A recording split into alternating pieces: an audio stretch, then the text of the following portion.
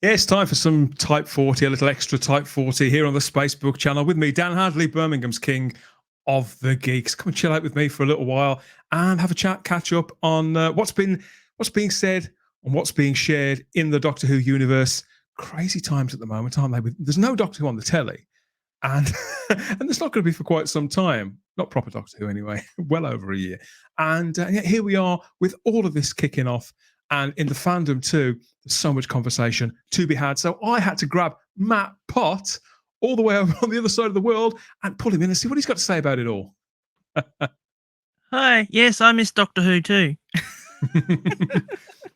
Yes, so it's drastically different times of day for you and I, isn't it? So it's quite late in the day for you, isn't it? You're probably looking at a warm cup of something or eyeing your bed and thinking that looks comfy about now. Yes. It's almost midnight here, so yeah. After we're looking forward to the long weekend and everything here. So we've. Why is it a long weekend, mate? So what's going on there? We had a big weekend well, we last celebrate. week in the UK. We're so old that we celebrate Queen Victoria's birthday. So okay. This weekend. So you guys had the Jubilee last week. We actually have Queen Victoria's birthday. So yeah, so that's the reason why we kept it from becoming a republic, because we wanted our holidays. So you learn something new every day, don't you? Here at Type 40. Wow, Queen Victoria's. Okay, fair enough, whatever. Yes, if you're enjoying it so far with little nuggets like that, we've barely even started speaking and Matt's coming out with the good stuff. Please like the video now, subscribe to the channel if you haven't already, and hit the cloister bell so you get the notifications wherever you are deep in your TARDIS about what we're doing next, whether it's a live stream or a podcast or a little chat like this. Whatever it is we're getting up to, we're not going to stop until they insist on it. Yeah, people have been leaving us comments over the last few weeks since we've been back with the live stream. Yeah, let's get this up on screen. So yeah, the live streams are back. Type 40 live every Thursday at 8 p.m. UK time. And yeah, we just put out this one last week. Where are you? Yeah, last week we talked about the filming that's been going on, the big week's worth of night shoots in Cardiff. Matt's there, Tisra. The week's worth of night shoots in Cardiff, wasn't it? We were wondering what the hell was going on because there was all these strange sights and sounds. There was bombs going off and drones flying around. Those poor residents of Axminster Road again in Cardiff, getting it both barrels from the Doctor Who crew. So we talked a little bit about that and joined some dots, reaching back through Doctor Who's comic book past. Check that out on the channel from last week, and yeah, like that too, and leave us a comment. Lots of people have already. You're a big comics fan as well, aren't you, Matt? So I love suppose comics. You've seen all this. Never read any of the Doctor Who comics though. Doctor Who magazine was available here, but it was very, very expensive. It was actually one of the more expensive books. So hard to get hold of. Yeah, it was. It was, and plus it was about 3 months old. So I was really surprised actually, because one time I was at the newsagents and there was this Doctor Who, and I was like, "Oh, here's a new series of Doctor Who," and I'm like, "Well, I haven't seen the Colin Baker ones yet, but apparently there was a new Doctor as well, and Sylvester," and I'm like, "What the hell?" You know? But yeah, it was. It's one of those shows that I really loved, but it was just hard to get a hold of merchandise and that here, you know? No, I get it. I mean, I always felt like I was joining a party after it had already been going for 3 or 4 hours. This was in the mid-80s in particular, that the party, we'd already been past the best of times, and that I was just catching the final throws when it came to classic Doctor Who, because a lot of the older fans in the community then would talk about the 70s and Countdown comic and TV 21 as being a sort of heyday, and you know, John Pertwee era in particular. So I missed all this cool stuff, but there was still lots of cool stuff going on in the 80s too.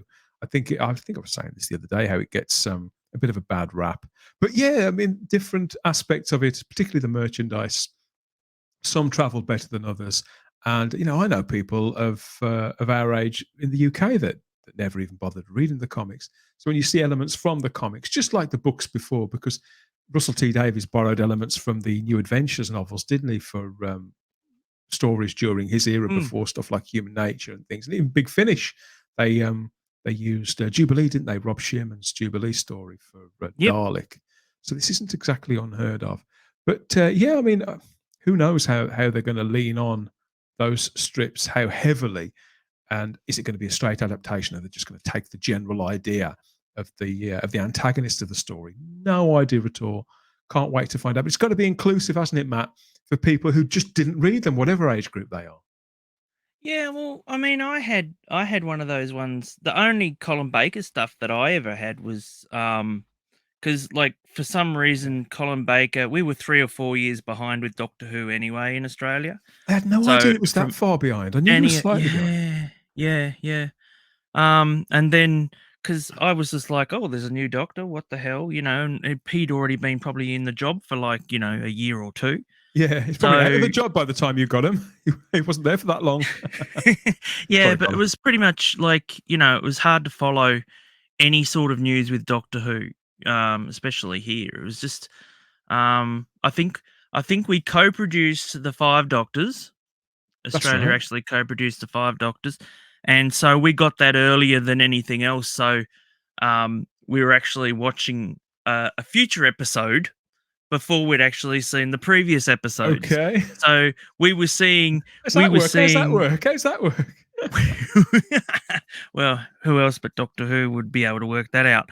But very timey-wimey. But yeah, we hadn't seen Turlo.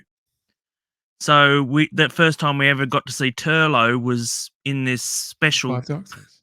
in the Five Doctors, and then we were probably about a season behind by then. So yeah, it was weird to finally catch up. It was like, oh, that's where the Five Doctors would fit in, I think. Did you feel like the BBC had something against you, particularly as you were partly paying for this too? You think, oh, well, the least they can do is let's have a look at this.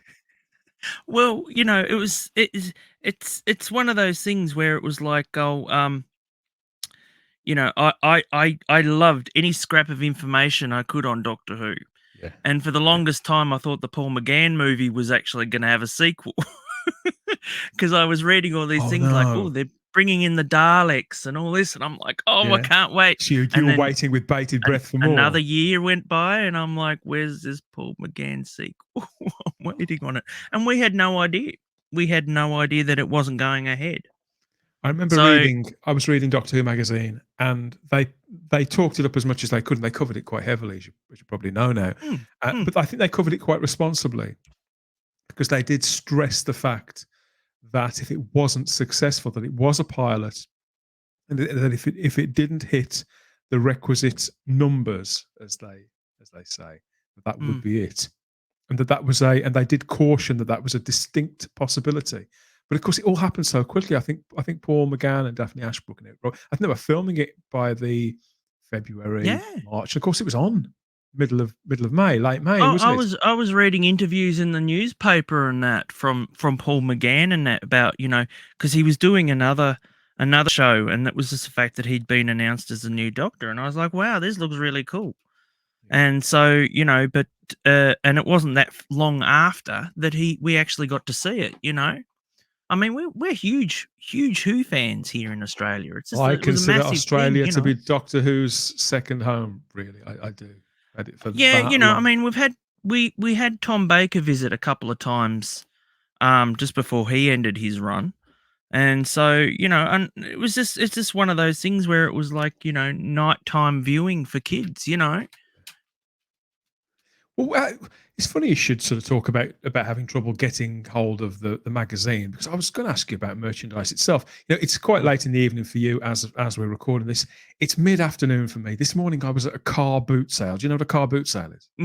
Yeah, it's like a garage sale here. Is that? Yeah, okay. Well, what they do here, because I live a couple of miles away from where I am. There's like farmland as you go out to the sticks, and if farmers have got fields that are completely empty for months and months of the year, they sort of rent it out to people to organise great big sales like flea markets, and so rows and rows of cars can book a pitch there, can pay they pay a fee to sell literally out the back of their car in this this whole field. So they actually have cars in the selling. Okay, Yeah, I'll take some pictures and put them on the social media. I'll send it to you. But yeah, literally lines of cars, and people get sort of fold out tables, stick them next to the car, and sell the stuff out of the back of their car. And usually they're also drinking, because these things, they start at about 6:30 in the morning, something like that. So they're there drinking out of sort of foam cups or cup of soups and things like that, trying to stay warm, because you never know what the weather's going to do in this country. So That's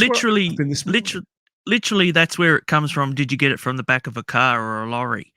Yeah, fall off the back of a lorry is another thing entirely. That's when something is new, and it's being driven on its way, say from between the factory where it's been manufactured, on its way to the shop, and it's made a stop somewhere, and it's accidentally fallen off the back of this lorry and just been helped into some loving into forever another home. vehicle. Yeah. It's got a slight dink in the box, so somebody says, "Oh no, you can't put that out for sale."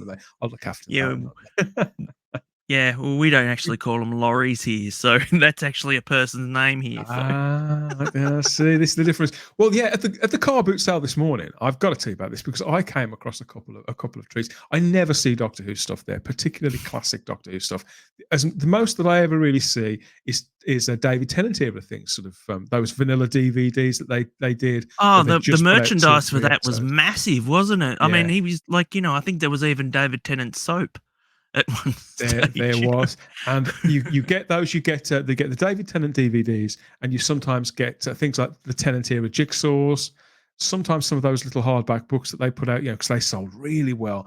But that's pretty much the measure of it. I never see any classic Doctor Who merchandise there until today. I was so chuffed to see this, and I spotted it just like any Doctor Who fan. I can spot anything that I want, from about half a mile down the stretch of this field, and I came across the Doctor Who technical manual. The technical manual from 1983. Wow. There, it's it says on the bottom, it's the official anniversary volume. I remember this being. I have seen that. Out. I have seen that before, and I do actually already own this, but in paperback. And when I bought it secondhand, it's been falling apart. It was falling apart when I bought it, but this is a hardback edition. So I'm really pleased with it. So you being an artwork guy, Matt, you'll appreciate this. When you get books like this, which although it's not art as such, it's not an art book like we'd get now with concept art. It's the nice designs and everything in it, though. You open it up and you've got the sort of the blueprints of the TARDIS. Things like, I mean, lots of you guys will have seen. I love it. So much thought goes into that, doesn't it? It's ridiculous. I mean, this was unheard of at the time in 1983. A book like this, as thorough as this. But in the paperback edition, of course, because it's perfect bound, you have to sort of fold it back to get a good look. And even then, some of the detail of some of the drawings gets lost in the crease in the middle. But this was a saddle-stitched book, a hardback book. So you can open it up and have a proper look there. And it's considering this book is 39 years old, it's actually in really good condition. But well, you can just imagine like all the fans that would be able to grab that and go, I can finally make my own TARDIS. Oh, I can finally dress up as Davros. Well, in the back pages of this, you can actually build a TARDIS. There's people watching. We know about this. There's people out there who've got multiple copies of this book. And the idea being that you cut it out from the book and then assemble it. You think, cut it out? No. It's my book. Insanity. Absolute insanity. Yeah, this book has now found its new forever home. It's going in my collection. But I was absolutely over the moon to find it. And it made my morning. I don't mind telling you. I also picked up for 50p. This is specifically for Ian David Diaz, who's on holiday at the moment. I picked up Series 3 of Dallas there. That was for 50 pence. And Ian is at the moment in Dallas, in Texas, believe it or not. The Mega Geek has hit the mega city. Is that the infamous one with the Who Shot JR episode? It is. Yeah, I think it ends with that. Yeah, so I've got to try and find season 4 to remind myself how that. That's right. It's on YouTube. Probably is. Yeah, probably is. But I'm still a sucker for physical media, and I'm a sucker for car boot sales as well. Now that I've found that, I'll be going to more of them. See if I can find hardback Target books and all those kinds of things. The odds are against me. Let's be honest. But why do we do it all? We do it all for the love of Who, for the love of Doctor Who. And it's not just about the TV show, it is about the books and everything else that we can get hold of. Let us know what you think. What do you think about my find there? Are you going slightly green with envy, or can you top that? What have you found at car boot sales? let us know. Instagram and Twitter at Type 40 Doctor Who, or you can join us in the Type 40 Facebook group over there as well. Yes. So plenty of people have been in touch, Matt, in the last few weeks since we've been back with the live streams. And I'd have you on every live stream. You know that, my friend. Yeah. But as soon as you are several continents away and several time zones, you can't make it very often. So I thought we'd get together. I live in the future. And we rub that in a little bit with a few of our messages from the comment section. We can see what people have been reaching out to us, what they've got to say about what's going on in Doctor Who. This one's come from John Bradshaw on YouTube, and he says, great stream. Great to see you all back. Thanks, John. You can come again. I'm a lot more positive about Doctor Who than I was at the start of the year. He says, Ncuti Gatwa seems to be a charismatic and talented actor and a likable guy. Then he says, I get what Ian is saying. So talk about the Mega Geek. Ian was saying about it because he's less than keen on this casting. And I hate the way that some are trying to smear any critics of this casting as simply being racist. But John does stipulate he doesn't see Ncuti's race as any kind of issue. We're several weeks on from the casting of Ncuti Gatwa now, aren't we, as the Doctor? And in some ways, Matt, I think the announcement about David Tennant it's not just stepped on the Whittaker era, but we've sort of forgotten a little about Ncuti Gatwa too, haven't we? Yeah, I'm in two minds with this because I'm like, well, look, I like David Tennant. I know where I can see what R2D is actually doing with this, what his next plan is. Yeah. Especially for next year, and I'm like, you know what? You should have just hit the ground running with Ncuti and let everybody see him for what you believe he is capable of doing. Whatever he's seen, we want to see it. Yeah, rather than, I mean, what else but to reintroduce a new doctor on the anniversary, on the 60th anniversary, But no, you're going back and you're going to do this little backup plan, whatever you've been cooking for the last few years, 10 years. How long has it been since he's been gone? 10 years? How long is it, Russell? Around 13 years? Around 30? Yep, he says around 13 years, yeah. 13 years. So, obviously he's been stewing because he wants to correct some of the things that he's obviously, gotten fan feedback from. And I so never believed deciding... that when they'd ask him in the interim, in those intervening years, they'd always say to him, the press would say to him, not just the fan press either, but the media would say to him, it's been several years since you've worked on Doctor Who. Do you ever have any more ideas for it? And he'd always shut them dead right away, shut them down dead. No. And I took that at face value, but it seems that he's now kind of said that, well, of course I had further ideas for Doctor Who, but it's not my show anymore. He didn't want to sort of take attention away and feel like it was only a matter of time before he'd come back, because I don't think he intended on going back to it. Yeah, no, I don't think so either. I mean, to a degree, I remember going through the years where they, I think he was there for like 5 years or whatever. But Pretty it was much, like, it was, but look, it took him, I mean, bear in mind, Matt, it took him 2 years to set it up before we even got to see it. Yeah, exactly. And it took 5 years for him to actually, to show his universe, and he did a lot for Doctor Who. I'll never ever say that he didn't, because he did merchandise. He merchandised the hell out of that. He understood how to sell it, didn't he? And yeah, he did. And I can't remember the other producer's name. The lady. Stephen Moffat. Oh, no, you mean Judy Gardner? Judy Gardner. Yep. She was fully on board.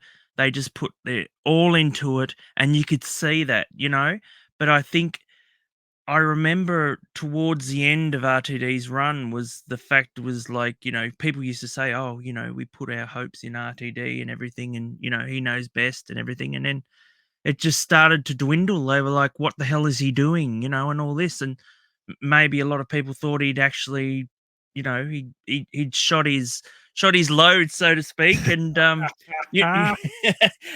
that was all he could give, but obviously over the interim years, and he thought the same thing, and then over the interim years, he's turned around and gone, oh, actually, that would have been a good story or anything like that. He's gotten some other idea from just doing another show or whatever. So, Yeah. I think when opportunity Because when you've got a calls, creative mind, it is like an engine that gets constantly. yeah, You can fuel it. And Russell watches a lot of television and watches a lot of film, and he's a big reader as well. If you follow him on Instagram, he'll say, "I've just been down to Waters." He always buys his books brand new.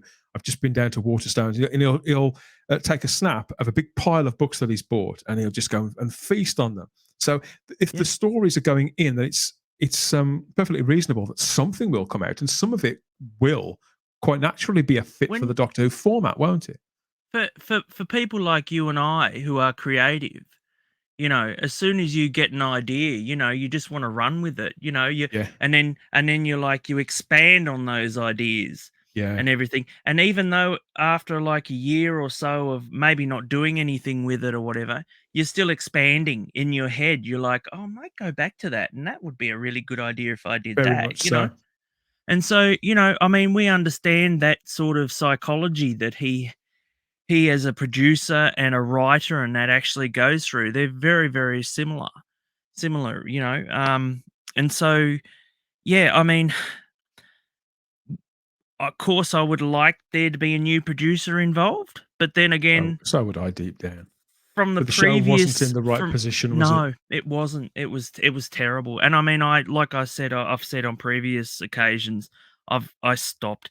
And that's the thing, because I am one of those people that if I don't like a show, I don't like anything that's any sort of direction they're going in.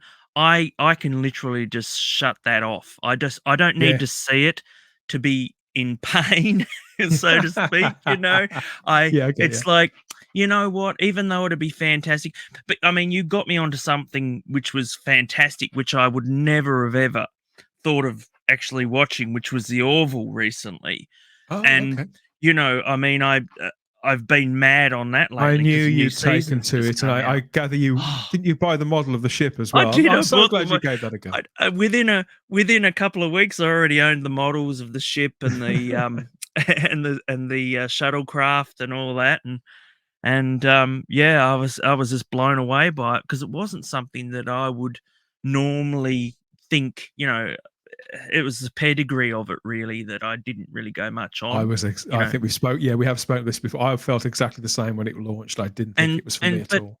You just have to give. Sometimes you have to give something a go. And that's sometimes hard for me to do. Surprise you as well. People can surprise you. Projects, and yeah, you have a sort of reflex action to things, and then and particularly if you've got social media, you send out a tweet saying there's no way I'm watching that, and then after a while you think, well, okay, maybe I got it wrong, or maybe I read something that was written in bad faith, or by somebody who wasn't in full possession of the facts when they were speaking about it. When you find out what people's intentions actually are, and particularly when you think, okay, that's not going to be on for about 2 years. I've got plenty of time to warm up to the idea or to see more. And if I see more, it'll either turn me on or it'll turn me off, and that's fine.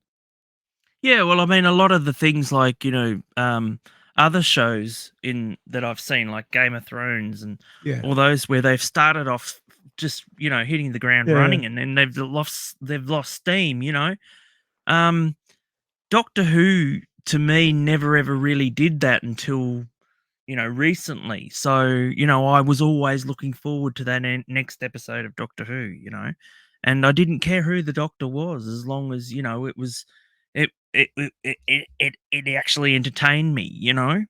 I think So, going back to what John Bradshaw here references Ian Dear's words about it. He's very much of the belief that Ncuti Gatwa is wrong for the part, partly because of his race. Ian feels the Doctor should be played by a black man, and I've been seeing a lot of really quite well. really racist negative comments on YouTube, videos and all that, and me and Ian have actually been cracking up laughing, because we're just like, these are just so out there, even Ian is like, is this guy for real, and it's the people have to realize that we live in a multicultural society now.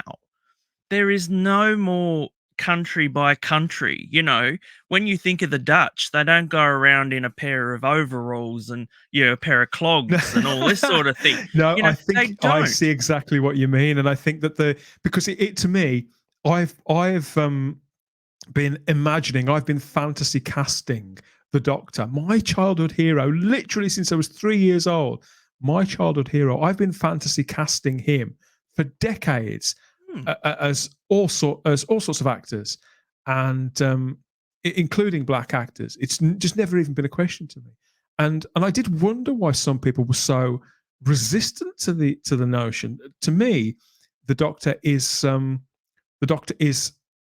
innately masculine, and that's why a woman playing the part was just ridiculous. And sure enough, it's proven to be a massive failure because it is a masculine role, and masculine roles are always going to be better played by men. It's that simple. Yeah. But I don't see anything that's innately Caucasian about the Doctor.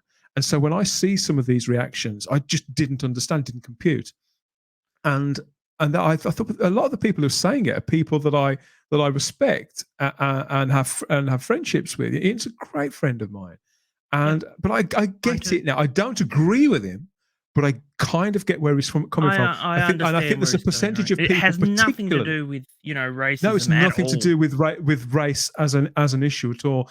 And I think with people, but I see resistance from Americans quite a lot, and I think it's because of the appeal of the character and of the show is a certain Britishness, and obviously there are people in Britain who feel this way too, but a very particular brand of Britishness whereby the Doctor to them actually is and should always be a Victorian looking gentleman, as if a man who could have lived in Victorian England, who could have stepped out of a Dickens novel, who just roams around space and time in a police box.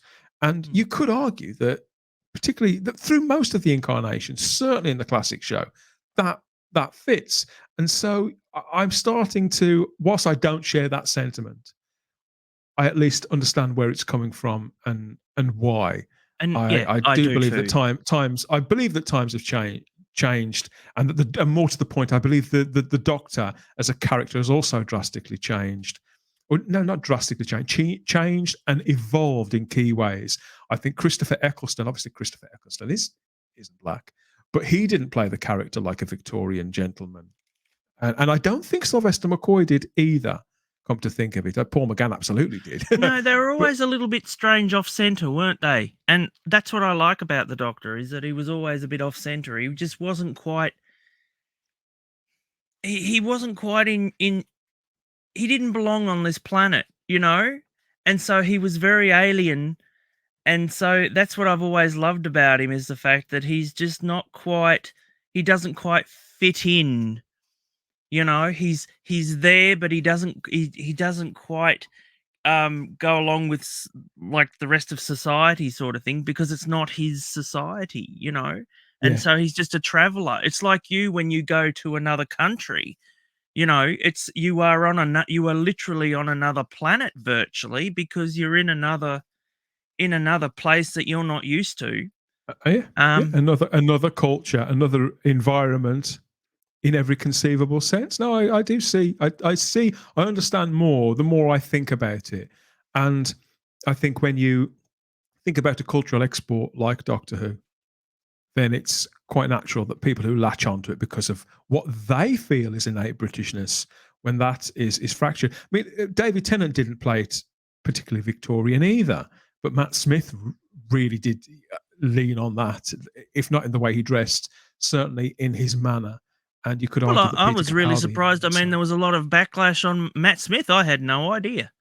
The only thing I'd heard from there was that the fact that they thought when they initially saw Matt Smith, he dressed sort of like gothically, like a little bit more. They thought, he's going to bring new energy into the Doctor, and he's going to look the latest sort of, he's not going to dress I like think he looks he's not going partly to like dress a in a tweed character from a suit. Tim Burton animated movie, Yeah, or that he could yeah. have been sort of styled by Neil He had the Gaiman or somebody spiky like that. hair and everything like that, and all of a sudden he comes on with his coif and a little tweed jacket and a little bow tie and everything like that. People are going, what the hell is this? And I was more than happy because I hadn't seen anything from him, So it was I was more it than was a willing to blank give him slate. I'm the same way with Shooter Gatwa. I've been tempted to go and watch Sex Education and other things that he's in, but I think I'm going to leave it. Actually, I think I'm going to wait until he appears in something that does fall within my field of vision. For the moment, I could change my mind. Let's be honest. John also goes on to say that his concern is still Russell T Davies, not because I question his talent or object to his politics, even. For what it's worth, I fully expect the show to be as woke as anything. But I also think Russell T Davies is too professional and talented to alienate half of his potential audience with preachy garbage. That's a very key distinction to make, isn't it? I think it will be woke but inclusive with something for everyone. Well, we're already seeing that, aren't we? To his ears. I think we are. I think this has been okay. It's not made it to television yet, but I think when you join the dots, when you see the fact. I mean, if you look at Yasmin Finney, who's playing Rose in the new show, when you track that back, they advertised, is that the right word? They solicited to act as agents. They wanted to audition trans actresses for that role, specifically for that character. And you could argue that the inclusion of a character like that within the narrative in itself could be woke, but this is it's for purpose, not for preaching. Russell clearly feels he has that story to tell within, hopefully, a much broader adventure story that we can all still enjoy in exactly the same way that we used to. See, I mean, RTD has said some pretty stupid stuff in the past. Yeah, we've been quite hard on him on this show, and I stand by all of that. I think he's made a terrible fool of himself on a couple of occasions. But I admire his conviction, Matt. But I just think that sometimes he talks nonsense. But then again, sometimes mainly with nonsense. What bothers me is the thing is that people are actors, and if people cannot act to be like of a another like the idea you're talking about orientation. His words that only gay actors should play gay characters. That's very much where the position that he's in at the moment, isn't it? And that's what you're referring to.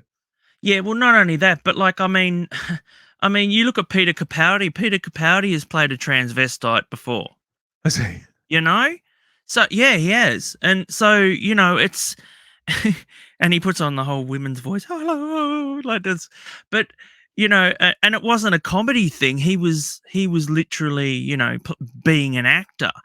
And so I find it difficult that the fact is that only certain people can play certain roles. I mean, we go back to I don't want to digress off to the Orville again, but the fact that a certain race of characters can only be played by a certain race, and I'm like, well, surely, there are other actors that can, it can be a little bit more. No, I get what you mean, yeah. So, I mean, people are wearing prosthetics all the time. It's nothing new, So, yeah, it's the best person for the job is what I'm saying. And what I'm saying is that, just because that you don't have a particular item, as part of you, that, you can't actually do that role. So, I just, but again, I mean, Ncuti Gatwa cannot help the fact that he's black, okay? He is a professional actor. So he needs to have that opportunity to prove that he can act. And that he can act his ass off, and that he can actually bring the role build a body of work, to build a career, and then step into this role and connect with this role in a way that will be particular to him, not as a black man, just as a man, as a man and as an actor, and communicate that and invite us all to see the universe, to see the Whooniverse as his Doctor would do with the aid of Russell's scripts, watertight scripts, hopefully. And something that we haven't seen in a long time, I mean. It's been a long time, isn't it? I think, yeah, I think that that was a really great mistake the last few years, but it was even a greater mistake the fact that they weren't talking to the fans, they weren't giving them any breadcrumbs or anything like that. And so far, in the last since probably is it nearly a year since RTD was announced again Like, it as was around coming back? September, October time. Yeah, it's been quite a while now. How much have we been given? We've been given heaps. I mean, I couldn't even tell you I what think we've been given enough to keep the faith. Yeah, I think that under the previous administration, the almighty Chris Chibnall, and the fact is that yes, I have he expected us reservations. just to turn up every single series, did he? Though on a wing and a prayer, and I believe that not just Chris Chibnall, but that the BBC generally take the audience for granted, not just us, the dedicated fan base. I think they took the British public for granted with it, and probably the international audience as well, thinking they would come back time after time after time after time, and they had to do very little in the way of promotion, whet any appetites, or have that two-way sort of communication between us and them that just keeps us ticking over, keeps us foaming at the mouth for this show, and fully invested. And when the merchandise disappeared too, no bugger wanted to buy it because it had got Jodie Whittaker plastered all over it when she failed so publicly, then it's all been a sort of a perfect storm, really, that's pulled the show down, pulled the intellectual property down. And I think it needs somebody. I'm sure there are people out there who could have done it, who share Russell T Davies. He's not just a story engine, but he's a very enthusiastic sort of showman. He's a ringmaster of all this, just in the same way that J&T was. There are probably other industry figures who share that work ethic, who share that enthusiasm and that way with people. But I can think of very, very few. And wherever he takes it creatively is one thing, but what I'm most excited about, seriously most excited about, isn't Russell. It's Bad Wolf. I do have faith in that production company, and I think that they will be watching now, haven't they? They really have, and I think that I've said this several times. It may be Russell's name above the door. It may be him on that red carpet, but this is a Bad Wolf production. It's not a Russell T Davies production, and that'll be where the real proof in the pudding lies with this. Let's move on and take a look at another comment that we've got. This is from Joshua Jackson. Joshua Jackson? No, it's not. Yes, almost totally live, everybody. This is from Joshua on YouTube, and it says, I agree with JT, the illustrious JT, of course, on Type 40 Live. You have to be professional first. This kind of leads on from what we've just been saying, really, because Russell is a fan, but he's a professional too. You've got to put fan service later. I'd love to see Frobisher, the shape-shifting penguin from the spin-off media, become a companion in the main TV series. I just for once want a non-human alien, or at least someone from the past or the future. So it's quite natural, isn't it? Now we have a doctor that people are wondering what's the companion going to be. Apparently they have chosen their companion. A companion has been cast. We won't know who they are for a while. I agree with Joshua here. I'd like to see something out of the ordinary, someone out of time or out of space in some way. Joshua's got a point, hasn't he? Yeah, well, I mean, it took me a long time to work out that Turlo wasn't actually a human being. He was from another planet, you know? So even if the person looks human, you know, they don't have to look like an alien. Because I suppose that would be also a bit of a pain to, you know, film constantly, you know, if they got prosthetics or anything like that, that would be extra time that they'd have to spend doing that. So if they have something like someone that looks human, but they're not of Earth, so you've got that aspect of explaining things about Earth to these characters that aren't from here.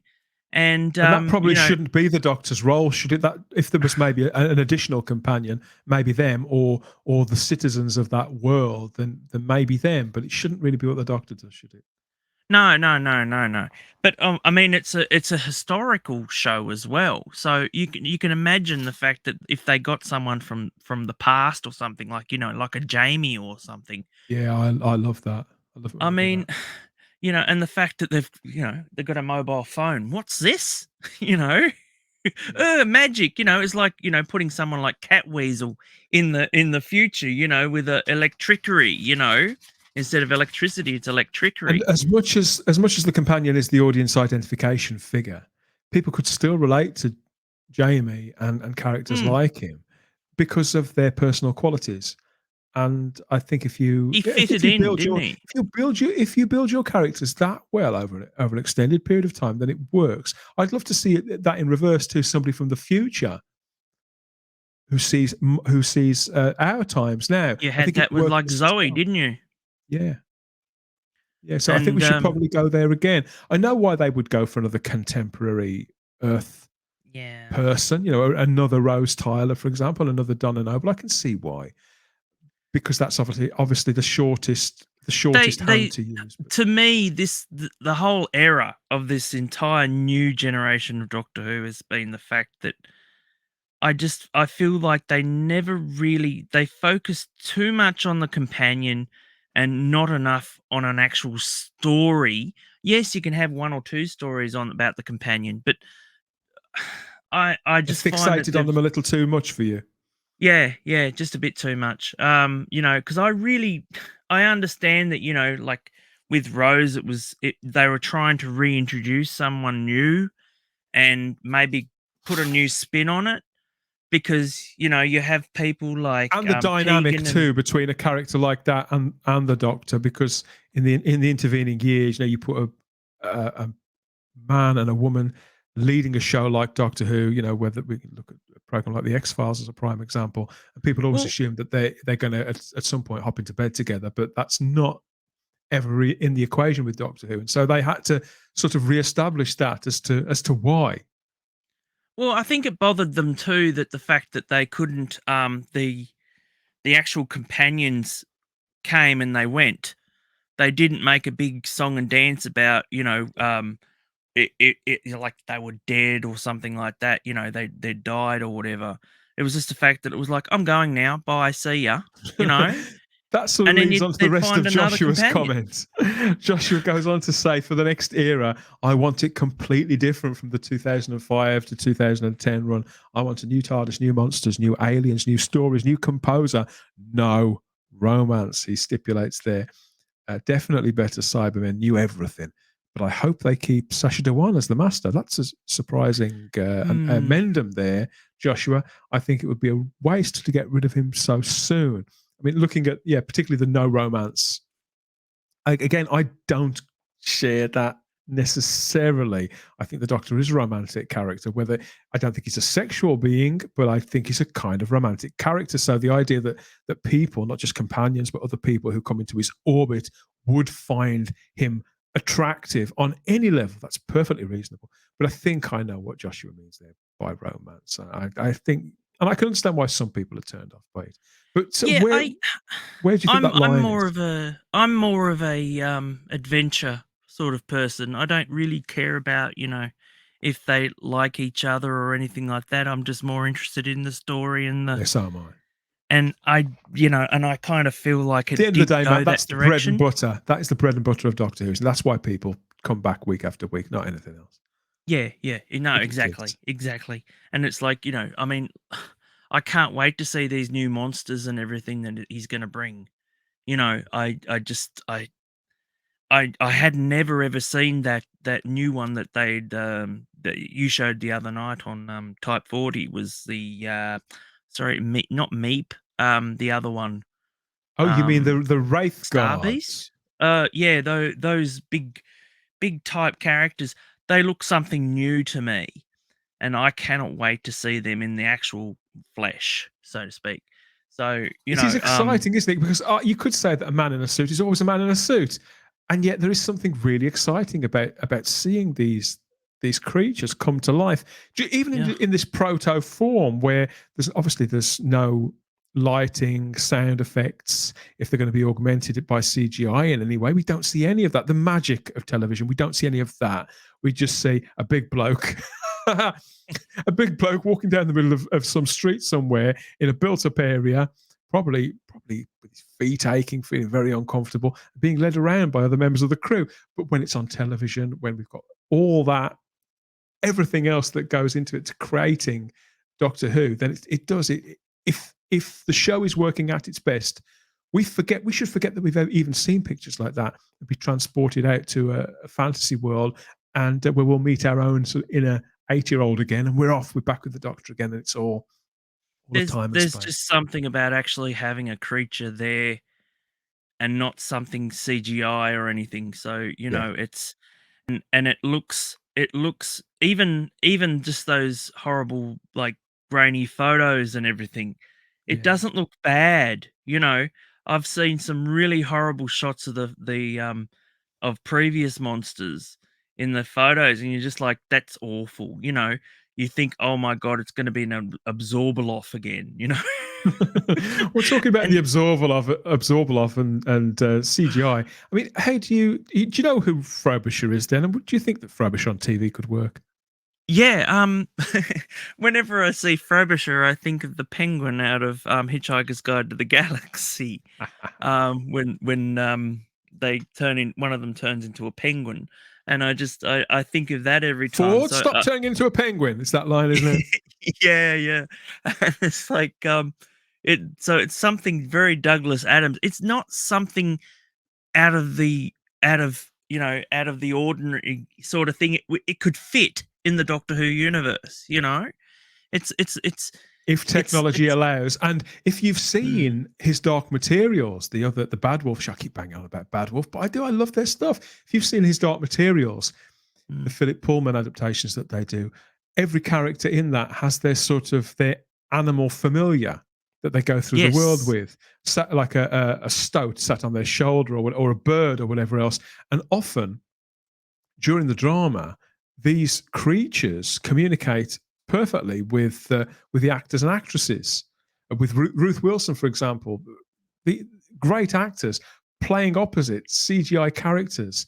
And even though this is a TV show, this isn't a movie, nothing on the scale of Jurassic Park. But now it's evolved so far in TV with good production houses that they can sell it. They can sell it on us completely. So I think the Bad Wolf could absolutely make us believe that Frobisher was talking to the Doctor. I've always loved the thought of Jim Henson doing Doctor Who on stage. I do like that too. Yeah. And you know, I mean, they did such fantastic work with Dark Crystal, Age of Resistance, and all those sort of shows recently, you know. And I think, you know, with the Creature Shop and everything, what they could come up with is 3 or 4 times better than what the BBC could come up with, you know. Some people out there, though, Matt, aren't as excited. I mean, I get the impression that you're reasonably excited. You're certainly really open to all of this. But some people I'm aren't on the fence, excited. but you know, I'm tipping over on the positive side, yeah. But some people are just better really, than what we've got. And some people just really aren't feeling it. We've got a comment here from Raymond Williams on YouTube, and he says the lack of excitement is because it's so far off. I feel sorry for today's kids. We used to get a new season of Doctor Who every year for 26 straight years. Fans came and went through the decades, but every year had its own fans with their own Doctor. And what makes him think that it's not going to this time around? You know, Shooty's already got a huge following, apparently, from other acting gigs. So he's just going to bring those fans along there is an audience definitely waiting. You know? I think that what he's specifically pointing to is the fact that some of us, and that Simon Horton feels the same way. It's like, oh, you know, tell me about it when it, you know, don't tell me about it now. It's like, oh, when can you see it? Oh, in 2024. Oh, well, bother me then. Then I'm going to get up. I'm going to go to bed and get up hundreds of times between now and then. And for kids, it's even longer, isn't it? If you announce the new Doctor in the press to school kids, some of them who are in primary school now will be in secondary school by the time it's on screen. You think, oh, big wow, I won't care. Yeah. I think kind of that's what he's pointing to. I mean, I suppose the ideal scenario is that this situation we're in now, this sort of limbo, should be the exception rather than the rule. And that when the show is up and running again, I mean, we don't have a direct quote from Russell T Davies about this, but it's believed that he intends on shifting the show back to being in more regular production, and whether that will mean 10 episode seasons rather than 13, who knows? Maybe that will maintain. And I have to agree with him. I think that more regular schedule is desirable. If that means we get less, even as few as 8, if that means we guarantee those 8 episodes every September or every January, then I think the kids will get on board. I worry he may be spreading himself too thin again, that his hopes may be too high to create this, because all I hear is this, Hooniverse thing, and I'm not interested. I didn't like Torchwood. Sarah Jane Adventures I didn't mind.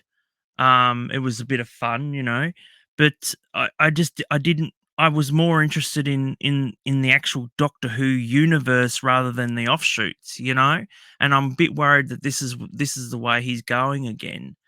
And I mean, if you wanted to put, the way he's going, if he wanted to put a Black Doctor in on purpose, which is what some people are saying that he did, as a political move rather than as why not just create another character? Why make him have his own spin-off show? Like everybody wants a Romana show, but I really think he needs to concentrate on just Doctor Who as it is, what it needs to be fixed, and then probably in about 3-4 years time look at future projects that may spin off. It's so important that this show, that this brand, that this character and this universe does reestablish itself almost from the ground up for a third time over. Raymond did conclude with these huge gaps between seasons would have killed my interest when I was young. 18 months is an eternity to a 7-year-old. There hasn't been a constant run of episodes to hook them. My 12-year-old son says none of his classmates watch Doctor Who, and most don't even know what it is. That's not a good sign. I'm pretty good to moderate my stuff, I'm pretty good at moderating my stuff. So if I want to watch Doctor Who, and I know that, forget about the last 5 years, I haven't watched any of it, and I don't want to watch any of it. Wise man. But I am quite happy to moderate my stuff so that when something comes along that I enjoy, that I might enjoy, I can actually give that a chance and wait for it. Yeah. And then spread it out so that I'm not watching it all at once. A bit of self-discipline. Yeah, well, that's it. And I'm more than happy to, I like to watch stuff to enjoy it. I don't watch stuff to critique it. Yeah. So, I'm more than happy to just go with the flow sort of thing, and it's 2 years. What is 24 months? It's nothing, we'll be still around. You and me, Dan, will be still around in 24 months time. And spares us. And it's like, well, I can wait that long, as long as I don't go and watch it and go, well, that was waste of 2 years. I suppose it's easy for us to think about that as well when we think, we crave the new in every way. To see the series born again, to see the central character reimagined, and yet somehow the same at the same time. We don't want to have our cake and eat it at all. We know what we want. It's that perfect concoction that brings about a brand new era of Doctor Who. We know what we want. And I suppose when we think about new villains, new concepts, and new stories, it's something we've got no grasp of. But what I find, and I stand by all of that, but what I find sort of tests me is when I hear that perhaps a favourite character of mine or a bad guy, a monster, could be back. And I think, I want to see that now. I love the Zygons. I want to see that now. So we've had rumours in the last couple of weeks that the Yeti could well be a villain, a monster. In one of these new specials for the 60th anniversary. How do you feel? I was going to say, how do you feel about that? Is that I viable, absolutely do you think, love the Yeti. I do. When I heard that they'd rediscovered that what was it? What's it called? Web of Fear. Yeah. When I found out that I could not wait to see it, because I'd heard about these characters, these villains, and I was like, I when I watched it, I remember actually somehow I obtained a copy of it, um, and I watched it on while I was waiting for a plane flight, and I was just enthralled by it. And I'm like, oh, why would they even think about deleting these, these videotapes? Maddening, isn't it? And yeah, but I love them. And if they bring them back as they are. I think they updated them too. But I mean, I love stuff like that. I do. I love the cuddly, the cuddly things that look, that you wouldn't be scared of, and then all of a sudden, they'll go and they'll probably eat you. I love stuff like it's that. the tribble factor.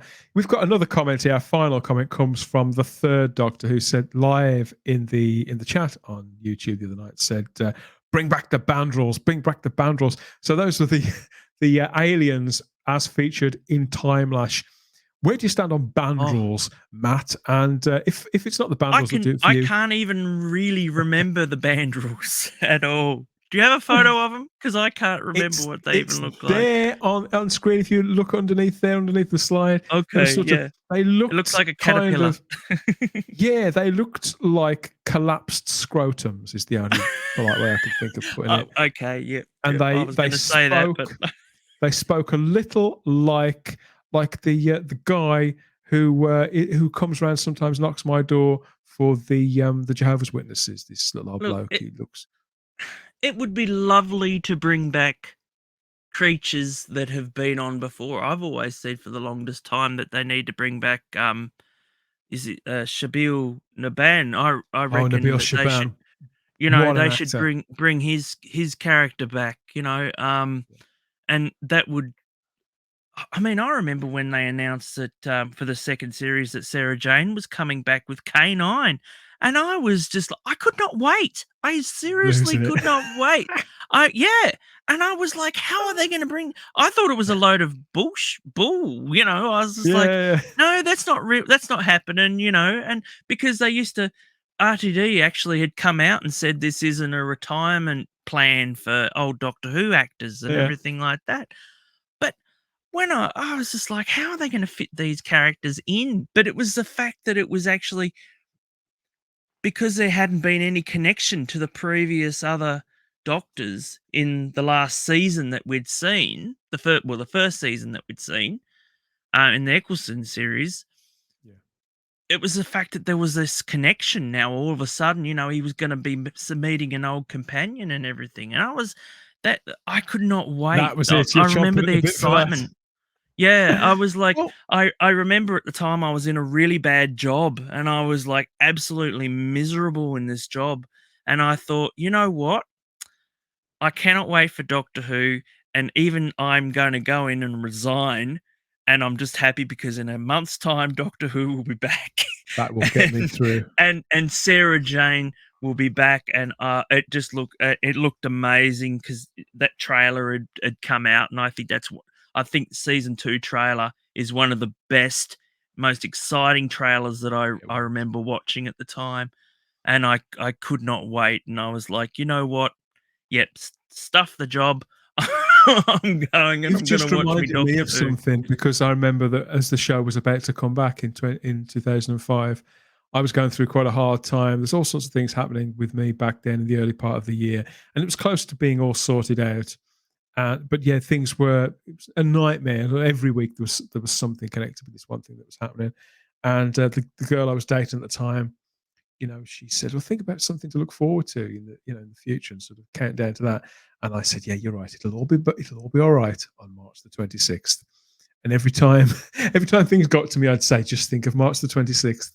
And she asked me after a while, what's happening on March the 26th? And eventually I told her. She just glared at me the way that she did. Yes, as for the Bandrels, I'd love to see the Bandrels back. One of several Doctor Who characters which caught my imagination. They were on screen for 2 minutes at best, but fun little characters that have become the stuff of legend. Bandrels are okay, but let's be honest, they're no Mandrels, are they? I'd take a Mandrel any day. Might need an update.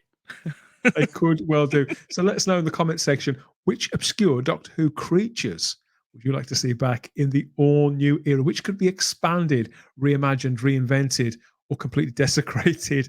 There's lots of texture there, isn't there? Lots of possibilities for Russell to find new story possibilities to reach into the toy box, and for the production designers there, for Neil Gorton, who's back doing all the visual effects there, to reimagine for us and set them against school kids, against them people. I mean, as long as it's not Slovene, I'm happy. They never did it for you, did they, the Slovene? No, it was the farting thing. It just bothered the hell out of me. It was like, just as long, no, this is... just as long as they keep their bodily functions under control, yeah. Yeah, I was like, I was watching a Ren and Stimpy cartoon. I'm like, no, it's not for me. I get the feeling. I'm very reassured by the fact that Russell's there. You know, I'm not giving the man a free pass, not at all. I have loved most of his work, and so therefore I've every reason. I'm not just talking about Doctor Who, most of his work, and so I've every reason to be optimistic that it will certainly be to my taste, and I won't have to go down there again like I had to before and saw anything out that got me on the telly. That did not good. Oh, okay. Yes, well, we shouldn't be threatening violence.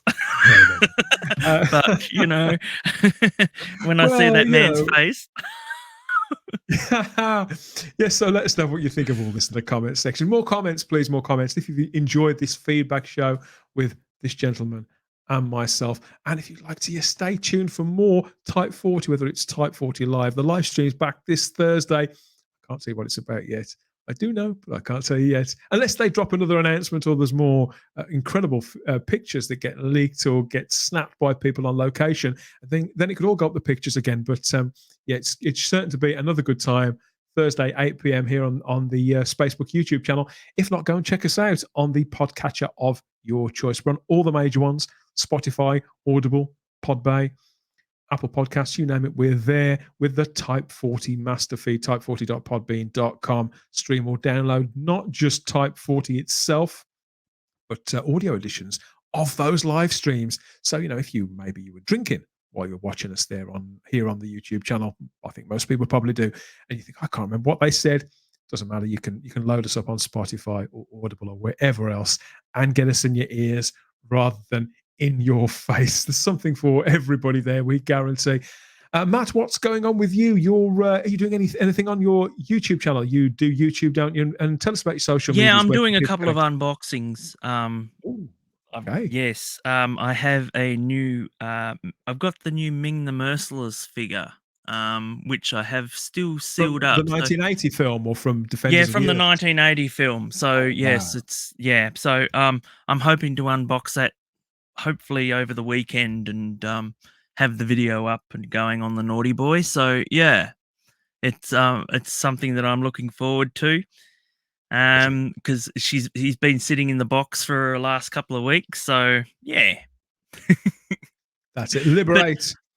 But other than that, I'm thinking about doing reviews of the Orville as well, the new season. So we're going to be doing that too. Yeah, we've got to do something. Hurry up and do it. Come on. To talk about the Orville. I'll be watching it Absolutely. tonight as of time of recording, and you're getting on that. And this is a reminder too, if you want to get in touch, Instagram and Twitter at Type40 Doctor Who, you can join us in the Type 40 Facebook group. And please leave us a comment. Don't forget to like the video. Like the video. It helps a lot more than you'd think. And please subscribe to the channel if you haven't already, and hit the cloister bell so you get the notifications about whatever we're doing here next. We'll be back with Type 40 Live on Thursday evening. You connect with Matt on social media. You're on Twitter still, aren't you? You still do Twitter? Yeah, I'm on Twitter. Yeah, and on Facebook.